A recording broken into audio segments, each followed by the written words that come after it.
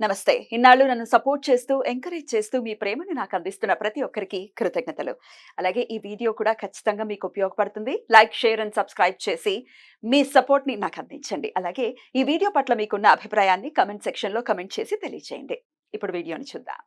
నమస్తే. Welcome to our channel. నేను పద్మిని. ప్రస్తుతం మనతో పాటు ప్రముఖ ఆధ్యాత్మికవేత్త, జ్యోతిష పండితులు, అమ్మవారి సేవకులు, దత్త గణపతి ఉపాసకులు మురళీధర శర్మ గారు మనతో పాటు ఉన్నారు. మాట్లాడదాం. నమస్కారం అండి. మహాదేవ శ్రీమాత్రే నమః. ముందుగా మీకు కొంచెం ముందుగానే చెప్తున్నాను, ఉగాది శుభాకాంక్షలు. సంతోషం అమ్మ. క్రోధినామ ముందుగానే చెప్పాలి కనుక ఖచ్చితంగా. ఖచ్చితంగా మనం ముందుగానే వారికి చెప్పుదాము. క్రోధినామ సంవత్సరం ఈ సంవత్సరం పేరు. అంతే.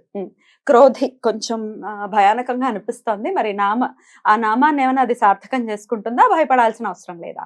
భయపడాల్సినటువంటి అవసరం లేదు. చాలా అంటే చాలా అద్భుతంగా ఉన్నది. మొత్తం అన్ని బాగున్నది. అవునా?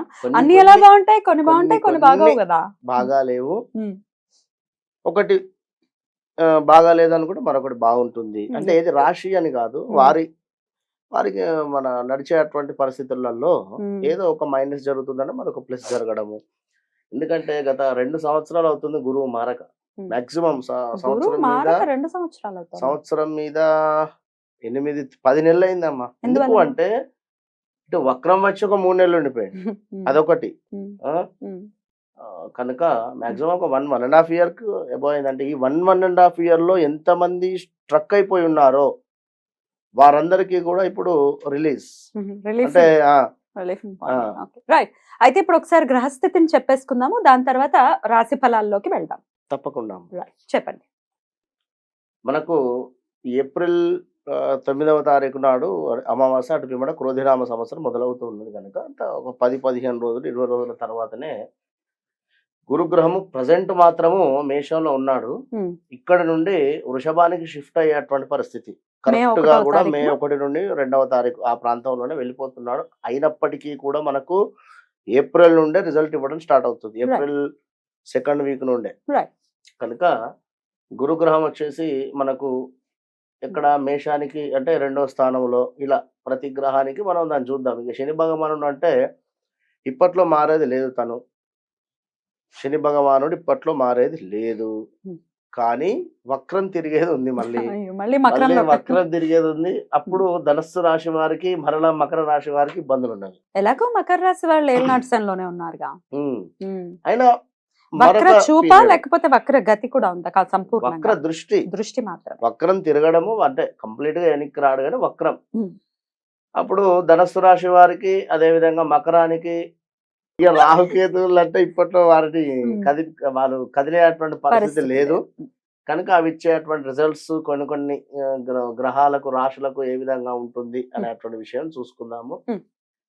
మెయిన్ ఏమిటి అంటే గురువు చాలా పెద్ద గ్రహం ఇది. శని భగవానుడు గురుగ్రహము కనుక ఇప్పట్లో శని భగవానుడు మారటం లేదు కనుక శనికి సంబంధించినటువంటి రిజల్ట్ ఎవరైతే పొందుతూ ఉన్నారో అవి అలాగే ఉంటవి. అదనంగా గురువు మూలకంగా వీరికి ప్లస్లు జరిగేటువంటి ఉన్నవి, మైనస్లు జరిగేటువంటి ద్వాదశ రాశులకి కూడా. ఇంకా మిగతా గ్రహాలు కూడా అనుమానం రావచ్చు. మిగతా గ్రహాల వాటి సంచారం ఎలా ఉంటుంది? సూర్యుడు ఏమిటి అంటే మనకు నెల మారడము, చంద్రుడు ప్రతిరోజు రోజున్నరలో మారేటువంటి పరిస్థితి. శుక్రుడు వచ్చేసి మనకు 18 to 22 days లోపే. కుజుడు వచ్చేసి మనకు మాక్సిమము నెల కంటే ఎక్కువనే ఉంటాడు. 40 రోజులు 41 రోజులు అట్లా ఉంటాడు. ఇలా గ్రహాలన్నీ అవి మారుతూ ఉంటవి. బుధుడు కూడా అంతే. 20 to 30 days లోపే మారుతాడు. ఇవన్నీ అంటే ఇక వాటి రిజల్ట్స్ అవి ఇస్తవి. కానీ మెయిన్ ఏమిటంటే మనకి ఇవే. మెయిన్ ఏమిటి అంటే మనకి ఇచ్చేది గురువును శని మాత్రమే. ఇక సూర్యుడు మారేటువంటి సందర్భంలో కొన్ని డిస్టర్బెన్స్ అయినప్పటికీ కూడా మోస్ట్ ఎవరైనా కూడా ఒక పర్మనెంట్ జాబ్ కానీ, లేదా ఒక హౌస్ కట్టుకోవాలన్నటువంటి ఆలోచన కానీ, లేదా ఒక వివాహం కానీ, విదేశీ ప్రయాణం కానీ, ఇలాంటివి పర్మనెంట్గా ఉండేటువంటివి వీళ్ళు ఇచ్చేస్తారు. పర్మనెంట్ సొల్యూషన్స్ వీళ్ళు ఇస్తారు. ఇప్పుడు ఉదాహరణకు సూర్యుడు మారాడు అనుకుందాం. ఎగ్జాంపుల్, సూర్యుడు ఏమిటి? గొడవలకు కారకుడు. అదేవిధంగా గౌట్ రిలేటెడ్ ఏమైనా ఎగ్జామ్స్ రాస్తూ ఉంటే అందులో చక్కగా వీరు ఉత్తీర్ణులు కావడానికి కానీ ఇవన్నీ కూడా ఉపయోగపడుతూ ఉంటాడు. ఇలా శుక్రుడు ఏమిటి? కలత్రకు కారకుడు. అది కొంచెం ఉండేటువంటి స్థానాలు ఇక్కడ మనకు రాశి వారికి కాస్త ఇబ్బందులు ఇట్లా అదొక 1 మంత్ పీరియడ్. కానీ ఇది ఏమిటంటే మనకు 1 Long year, period. 1.5 year long period. Long period మనకు పర్మనెంట్ గా వెల్ సెటిల్డ్ ఇచ్చేటువంటి గ్రహాలు. రైట్. సరే మరి ద్వాదశ రాశులకి కూడా ఈ క్రోధినామ సంవత్సరం ఎలా ఉండబోతోందో చూద్దామండి. తప్పకుండా అమ్మా, మరి సింహరాశి వారికి ఎలా ఉండబోతోందండి క్రోధినామ సంవత్సరం? తప్పకుండా అమ్మా. సింహరాశి వారికి ఆదాయం 2, వ్యయము 14గా చూపించడం జరుగుతున్నది. వీరికి గురువు 10వ స్థానంలో ఉండడం చేత ఉద్యోగంలో చక్కటి మార్పులు కావచ్చును. అదేవిధంగా జాబ్ రిలేటెడ్ చేంజెస్ మాత్రం అద్భుతంగా ఉన్నవి అని చెప్పవచ్చును. కానీ సప్తమ శని మూలకంగా మరికొన్ని ఇబ్బందులు కూడా గోచరిస్తూ ఉన్నవి. అవి ఏమిటి అనేటువంటి విషయాన్ని ఒకసారి క్షుణ్ణంగా కూడా చూసుకుందాము. మరి ముందుగా ఈ యొక్క గురుగ్రహము సింహరాశి వారికి 10వ స్థానంలో ఉండడం చేత ఇచ్చేటువంటి రిజల్ట్ ఏమిటి అనేటువంటి విషయాన్ని చూసుకున్నట్టయితే చేయ వృత్తులందు చక్కటి లాభాలు గోచరిస్తూ ఉన్నాయి. అదేవిధంగా అన్ని రంగాల వారికి లాభాలు, ఇంటి యందు వివాహాది శుభకార్యాలు చేయుట, నూతన గృహ నిర్మాణము, విందు భోజనాలు, అనుకోకుండా బంధువుల రాక, ఇంటి యందు పండుగ వాతావరణాన్ని ఏర్పరచుకునేటువంటి పరిస్థితి, అదే విధంగా నూతన వస్తువులు తీసుకునేటువంటి పరిస్థితి, బంగారం కావచ్చును, అదేవిధంగా వాహనం కావచ్చును, భూమి కొనడం కావచ్చును, ఇలాంటివి చక్కటి గృహ నిర్మాణాలు ఇవన్నీ కూడా గోచరిస్తున్నాయి.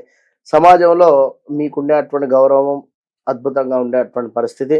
కుటుంబంలో మీ ఇంట్లో ఎవరైనా మీ యొక్క పిల్లలకు కావచ్చును, అదేవిధంగా ఎవరికైనా మరొక సంపాదన అనేటువంటిది మొదలయ్యేటువంటి పరిస్థితి గోచరిస్తుంది. ఇంకా మీకు ఎవరైనా మనీ ఇవ్వాలి అని అనుకునేటువంటి సందర్భంలో ఇప్పుడు తప్పకుండా మీకు వారు తొందరలోనే ఇస్తారు అనేటువంటి విషయాన్ని గమనించుకోండి.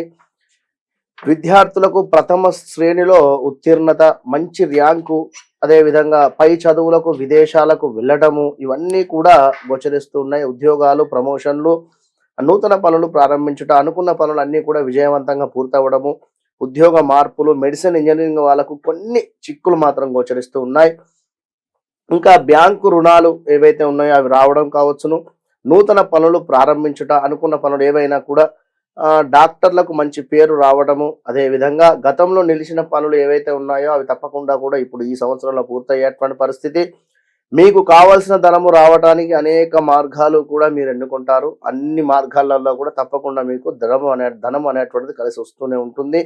అందరికీ చక్కటి ఆరోగ్యము, మనస్సునందు చక్కటి సంతోషము, అదేవిధంగా మంచి వారితో స్నేహము చేసేటువంటి పరిస్థితి, మీ గుడ్ విల్ పెరిగేటువంటి పరిస్థితి గోచరిస్తుంది. ప్రయాణాలలో మీరు చేసేటువంటి ప్రయాణాలలో చక్కటి లాభాలు కూడా కనబడుతున్నాయి. మరిక ఈ యొక్క శని భగవానుడు మీకు సప్తమ దృష్టి వలన ఇచ్చేటువంటి ఇక్కడ మరొకటి ఏమిటంటే రియల్ ఎస్టేట్ ఫీల్డ్ ఎవరైతే చేస్తున్నారో సింహరాశి వారు అధికంగా చేస్తారండి.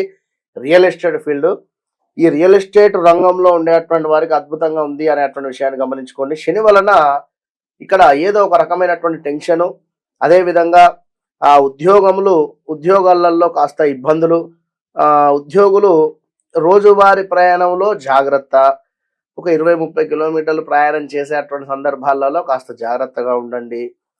పరిచయం లేని వ్యక్తుల నుండి కాస్త ఇబ్బందులు గోచరిస్తున్నాయి, జాగ్రత్తగా ఉండండి. ఎవరికి మాత్రము డబ్బులు ఇవ్వకూడదు, నమ్మకండి ఎవరిని కూడా. వ్యాపారం అందు కూడా కాస్త మోసపూరితమైనటువంటి వాతావరణం కనబడుతుంది. కఠినమైనటువంటి నిర్ణయాలు తీసుకోకండి, కాస్త ఆచితూచి స్టెప్ తీసుకోండి. ఇంకా చూసుకున్నట్టయితే మానసిక చింతన ఏదో రకమైనది అయితే గోచరిస్తూ ఉంది. పరిచయం లేని వ్యక్తులను నమ్మరాదు, దురాలోచన, మితిమీరినటువంటి కోపము, సెంటిమెంట్ వస్తువులు ఏవైతే ఉన్నాయో అవి కూడా కాస్త అమ్మేటువంటి పరిస్థితి. మీ మీద ఎక్కువగా కూడా నరదృష్టి మాత్రము కనబడుతుంది. మీరు ఈ విషయాన్ని గమనించుకోండి. చక్కటి రెమెడీస్ మాత్రం చేసుకోండి. నరదృష్టికి సంబంధించినవి చాలా రెమెడీస్ చెప్పి ఉన్నాము మన రెడ్ టీవీ భక్తిలో, కనుక ఏదో ఒకటి చేసుకోండి. ఇంకా ఏ పని చేసినా కూడా బాగా ఆలోచించి చేసుకోండి. శని తర్పణ హోమాదులు మాత్రం 100% చేసుకోండి. మీరు కూడా శని సంబంధిత హోమాల్లో పాల్గొనేటువంటి ప్రయత్నం చేయండి. ఈ యొక్క క్రోధినామ సంవత్సరంలో మన ఆధ్వర్యంలో చక్కగా కూడా శని సంబంధిత, అదేవిధంగా ఈ యొక్క శని బాధ నుండి, అదేవిధంగా రాహుకేతువుకు సంబంధించినటువంటి ఇబ్బందులు ఎదుర్కొనేటువంటి వారు ఎవరు అనేది కూడా చెప్పడం జరుగుతుంది. కనుక మీరు మీ యొక్క వీలుబాటు పట్టి చేసుకోండి, లేదు అనుకుంటే శ్రీరామ ఆపదుద్ధారక స్తోత్రాన్ని చదువుకోండి, మంచి ఫలితం ఉంటుంది Right. తప్పకుండా. రైట్ అండి, చాలా చక్కగా వివరించారు. డెఫినెట్ గా చెప్పినటువంటి పరిహారాల్ని పాటించుకుంటూ ఈ క్రోధినామ సంవత్సరం వారికి, సింహరాశి వారికి ప్రశాంతవంతంగా సాగాలి అని మనస్ఫూర్తిగా కోరుకుంటూ ఇక నెక్స్ట్ ఎపిసోడ్ లో కన్యా రాశి గురించి మాట్లాడుకుందాం. నమస్కారం అండి. మహాదేవ్.